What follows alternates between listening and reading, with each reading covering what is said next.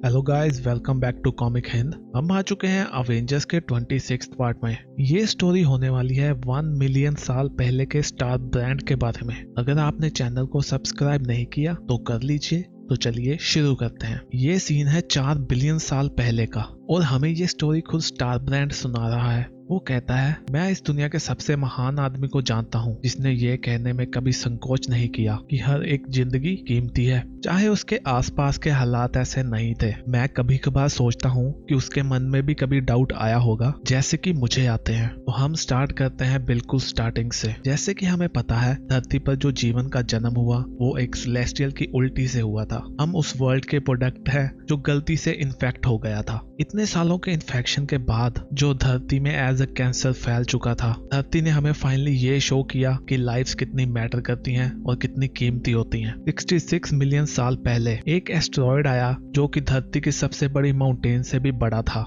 वो इतना हॉट था कि सन भी उसके सामने कुछ नहीं था, और वो जब आके गिरा धरती पर, हर तरफ तबाही मच गई। पूरे वर्ल्ड के फॉरेस्ट खाक में बदल गए। जल्दी ही धरती पर पूरा जीवन खत्म होने वाला था। ये सब उस धमाके से नहीं होने वाला था, ये तो हुआ उसके बाद। काले की चादर ने सूर्य को ढक लिया था। उसके बाद एसिड रेन होने लग गई। धरती पूरी तरह डार्क और टॉक्सिस हो चुकी थी, और ये हो चुकी थी बहुत ही ज्यादा ठंडी हुई। और यही शुरुआत थी ग्रेट आइस एज की, या दूसरे शब्दों में कहा जाए, ये शुरुआत थी फर्स्ट वाइट इवेंट की। और वाइट इवेंट का मतलब है जब किसी जीव को पावर मिलने वाली होती है। और ये सब कोई एक्सीडेंट नहीं था। प्लैनेट ने इसको खुद स्पेस से खींचा था ताकि सुपर फ्लो को ओपन किया जा सके और इसे क्रैक किया जा सके। धरती की शक्तियों को जगाने के लिए इतने ही जीवों का बलिदान दिया जाता है ताकि वो खुद को बचा सके जो इसके दुश्मन है, जो रहते हैं बीच तारों में, या फिर उस सेलेस्टियल ने जो इन्फेक्शन फैलाई है उससे भी। यह वेपन जो इतनी दूर से आया था, पर इसको चाहिए था कोई होस्ट।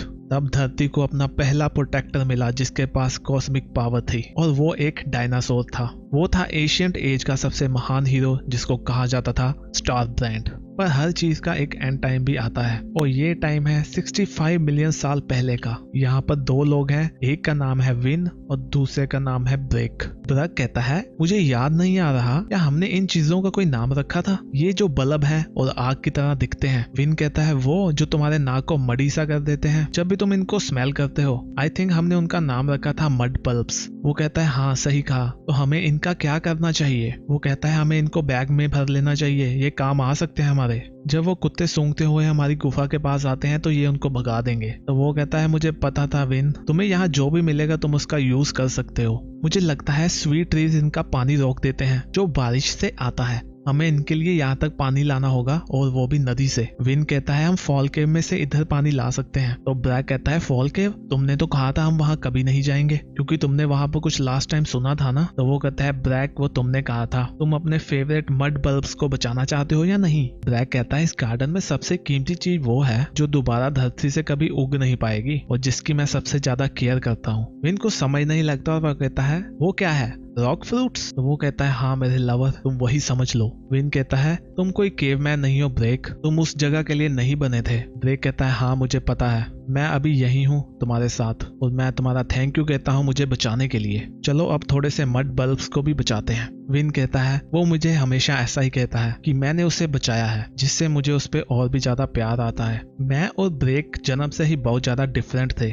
हम अपनी ट्राइब के लोगों जैसे बिल्कुल नहीं थे। हमें उनसे ज्यादा ही चीजों का पता होता था जिसके बारे में वो लोग कभी सोच भी नहीं पाते। जब मैं छोटा था तो मुझे पता था कि अगर मेरे ट्राइब्स के लोगों को पता चला कि मैं उनसे डिफरेंट हूँ तो वो मेरे साथ क्या करेंगे। तो मैंने उनको छोड़ दिया और मैं एक ऐसा गार्डन ढूंढने लगा जो मैंने सपनों में देखा था। और जब मैंने इसको ढूंढ लिया तो ब्रेक बहुत ही मुश्किल से जिंदा था। जैसा कि वो कहता है, मैंने उसे बचा लिया क्योंकि मैंने उसको यहाँ पे अकेले पागल होने से बचा लिया था। वो नदी बना रहे होते हैं कि तभी उनको कुछ आवाज आती है, और ये होते हैं डेविएंट्स। ये मॉन्स्टर है जो धरती की गहराई में रहते हैं। ये हमसे बहुत ही ज्यादा एडवांस है और खतरनाक भी। कहा जाता है इनको गॉड्स ने बनाया था। वो काफी टाइम से हमारे गार्डन को ढूंढ रहे थे, जब से हमने इसको ढूंढा हुआ था। वो कहते हैं, फाइनल हमने इसको ढूंढ लिया, गार्डन पे कब्जा कर लो और मैमल्स को मार दो। ब्रैक कहता है मैंने तुम्हें कहा था ना, मैंने केव में कुछ सुना है। वेन कहता है उन्हें हमारा गार्डन क्यों चाहिए। ब्रैक उन पे हमला कर देता है। वेन कहता है गार्डन एक पीसफुल जगह थी, वो हम दोनों को बाहरी दुनिया से बचाती थी जैसे हम उसे बचाते थे।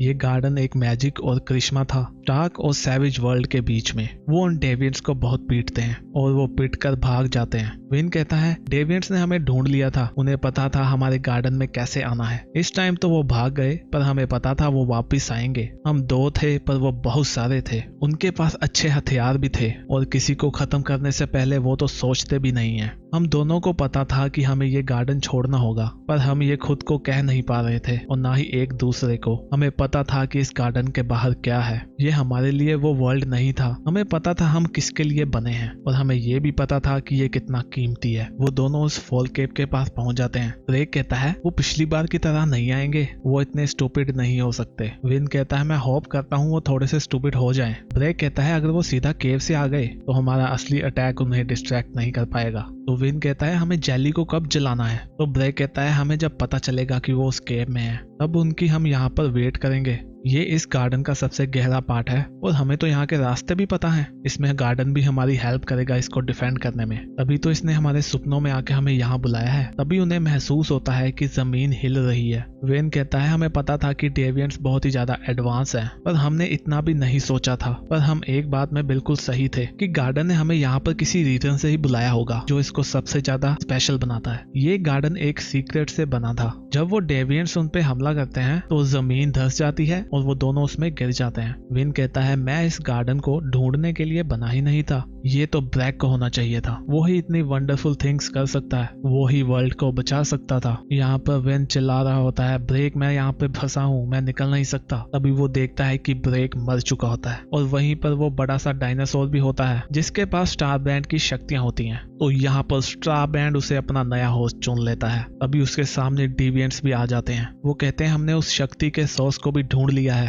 अब तक का सबसे बड़ा हथियार हमारे पास होगा। हम इससे किसी को भी कुचल सकते हैं, चाहे वो गॉड हो या सेलेस्टियल। हमारे रास्ते में कोई नहीं आएगा। विन कहता है मेरी नसों में आग दौड़ रही थी और मेरे दिल के अंदर बहुत ही गुस्सा भरा हुआ था। मैं उन डेविएंट्स के एटम्स को भी देख पा रहा था और ट्रिलियन लाइट ईयर दूर स्पेस से भी मुझे आवाजें सुनाई दे रही थी। इतना जिंदा मुझे कभी महसूस नहीं हुआ और सेम टाइम पर मुझे यह भी पता था कि अभी मैं नॉर्मल नहीं हो सकता। मेरी लाइफ पहले जैसी नहीं रहेगी, वो जा चुकी है। वो उन डेविएंट्स को बहुत ही ज्यादा पीटता है। वो कहता है मैं सही था, मैं बहुत ही ज्यादा अकेला हो गया था। तब मुझे पता चला कि इस वर्ल्ड में मेरे जैसे और भी हैं और ये टाइम है कुछ महीनों बाद। ये पैंथर ट्राइब की एक माउंटेन है। यहाँ पर पैंथर ने सभी के लिए पार्टी रखी है। वो कहता है तुम जितने प्लांट्स खा सकते हो उतने खाओ, ये धरती हमें बहुत ही ज्यादा देती है। ओडिन कहता है यहाँ पर मटन और शराब हो सकती है। पैंथर कहता है मुझे लगता है ओडिन तुम अकेले ही नहीं हो जिसको मेरी मेहमान नवाजी अच्छी नहीं लगी। वो स्टार ब्रांड की बात कर रहे होते हैं। वो बहुत ही ज्यादा उदास होता है। पैंथर कहता है मैं इसे ज्यादा समझ नहीं पाया, वो बहुत ही कम बोलता है और बहुत ही कम खाता है।